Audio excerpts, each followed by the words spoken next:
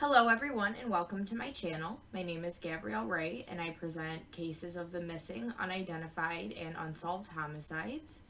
And today I will be doing something a little bit different. I have 3 cases that I don't have much information on, but I still want to get the word out there anyway. So here is the first case. The first case I will be presenting today is the case of Awilda Marrero. She has been missing since April 6th, 2009 from Enfield, Connecticut. She was born January 17th, 1966. She is a Hispanic female, 5'1", 165 pounds. She has brown eyes and brown hair. Both of her ears are pierced, and she was last seen wearing a gray nightgown, jeans, a brown jacket, and no shoes. She had a scar on her upper right arm, tattoos of the word Mike on her left butt cheek, Joel on the right knee/thigh, and she suffered from bipolar disorder and was on medications for depression. She may be in need of medical attention. She was a native of Puerto Rico, and she lived in New Britain, Connecticut. She came to the U.S. in 2004. She was 43 at the time of her disappearance, and she left home in the middle of the night without any personal belongings. She left behind her purse and her cell phone and lived on Assuntuck Street. Her house was down the street from the Connecticut River. She lived on a dead-end street, and when police checked neighbors' surveillance cameras, they learned that she did not exit out her front door. She was last seen at approximately 11:30 p.m. on April 5th, 2009, and her daughter woke up at 7:30 a.m. on the 6th, and she was gone. Police determined that she went missing anywhere between 12 a.m. to 7 a.m. on the 5th. She was 5 days shy of becoming a grandmother for the second time. She had no car, no driver's license, no friends or family in the area, and the canine tracked her scent to a boat dock at the Connecticut River and lost her scent at South River Street. Her daughter, Angelica Carmona, initially thought that she went for a walk to go fishing because she enjoyed it. Assuntuck follows the freshwater brook, which connects to the Connecticut River. Enfield Police Department Captain Gary Collins said that they searched a large scale in days immediately following after her disappearance. Police initially were concerned that she may harm herself, and in April in Connecticut, the temperature could range anywhere from 20 degrees to 60 degrees depending on the weather. There was no sign of any forced entry or any commotion at the residence, and police think that she may have left on her own, possibly committed suicide, but they just haven't found the body. And there was no sign of foul play at the residence either. But they also do admit that anything is possible due to the lack of information. She did have a boyfriend who was involved in drugs but was in jail at the time of her disappearance. Detective Michael Bailey does admit that she had a reason to stay because of her grandkid. She even bought him new clothes, and her intention was to stay and help out her daughter with her new baby, Tiara. Her daughter has put up flyers but haven't received any tips, and also, she said, she wouldn't leave me knowing I have no family here. But something out of the ordinary did happen in the days prior. She told Carmona's boyfriend and her sister, who lives in New York City, that if anything happens to me, please take care of my daughter. The river in which the area that the dogs tracked her to was very shallow, and her daughter was only 17 years old with a 1-year-old child at the time, and also believes that possibly she may have gotten into a car with somebody. After her disappearance, her daughter moved back to New Britain and then inquired about a death certificate because it had been 10 years that passed since she disappeared. Her social security number has not been used since that day, and no sightings or remains have ever been found. All her daughter had was her mother. Her father died in Puerto Rico when she was 12.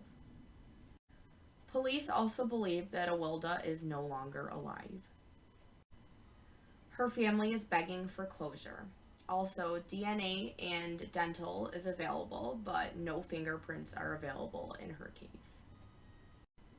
Today, if Awilda Marrero is still alive, she would be 53 years old.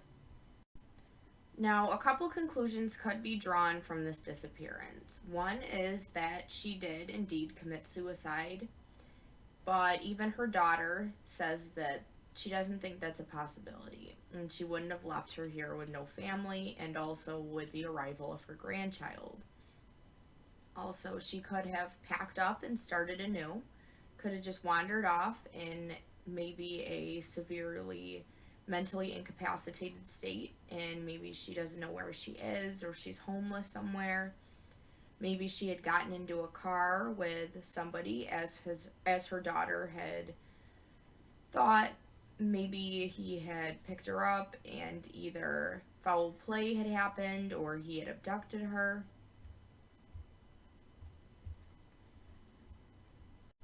Or did she run into foul play after she exited her home? We have no idea, and neither does her family, the police, the community.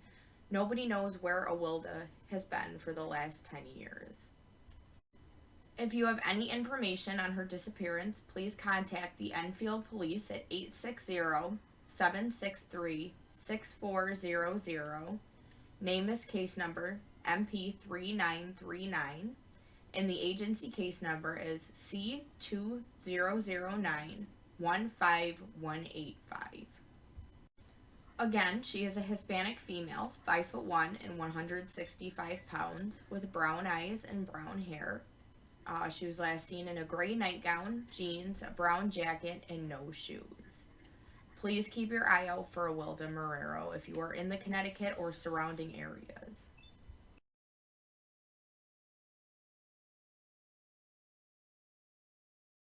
The next case I will be presenting is the case of Wayne Kareem Goff. He has been missing since May 20th, 1997 from Mattapan, Massachusetts. He was 17 at the time of his disappearance. He was born on December 2nd, 1979. He was a black male, 5'4" to 5'6". He was 125 pounds with black hair and brown eyes. He has Hill Boys tattooed on his right arm and was born in Belize. He left home in the 70 block of Ridgeway Avenue and has never been heard from again. The circumstances of his disappearance are unclear, but it is initially believed that he left on his own accord. But now he is no longer considered a runaway because of how long the time has been since his disappearance. He was considered a runaway until 2006, where he was then listed in the NCMEC as lost/injured missing. He was arrested 3 days before he went missing, and his fingerprints were in the system. He would be 39 today if Wayne Kareem Goff is still in existence. Once again, he is a black male, standing at 5'4" to 5'6", 120 pounds, with black hair and brown eyes. Hillboys is tattooed on his right arm, and he was born in Belize. If you or anybody you know have any information on Wayne Goff's disappearance, please contact the Boston Police Department at 800-494-8477, or contact the National Center for Missing and Exploited Children at 1-800-843-5678. His name is case number is MP6119, and agency case number is 0302-69266.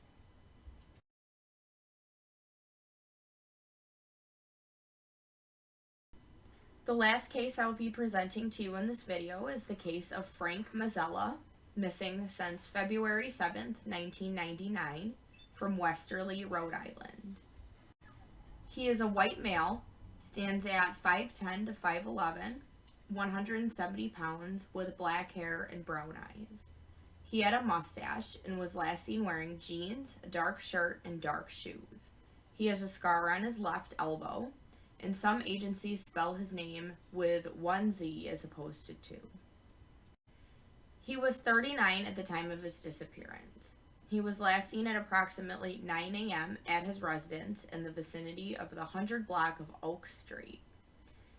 His vehicle was later located in the driveway, and all of his belongings were located as well. There were absolutely no signs of Frank at the scene. He failed to pick up his son from school, and family members ended up alerting police. Police and PIs scoured 2 states, even exploring local quarries, and turned up not a single trace of Frank Mazzella. He disappeared under unknown circumstances, but one of 2 pistols he was said to have owned was missing.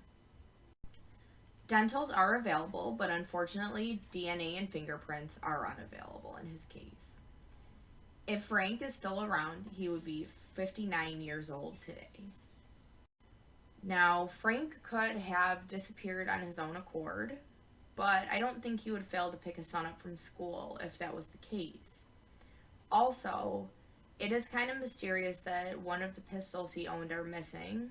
Could he have possibly committed suicide, or even worst case scenario, committed a homicide and he's on the run? We don't know. We have no traces of his whereabouts since 1999.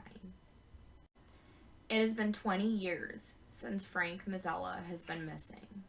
Please keep your eye out for Frank. Once again, he is a white male, 5'10" to 5'11". He has black hair and brown eyes, had a mustache, and was last seen wearing black jeans, a dark shirt, and dark shoes. If you or anybody you know has any information on the disappearance of Frank Mazzella, please call Westerly PD at 401-596-2022. Name his case number is MP99, and the agency case number is I9901724.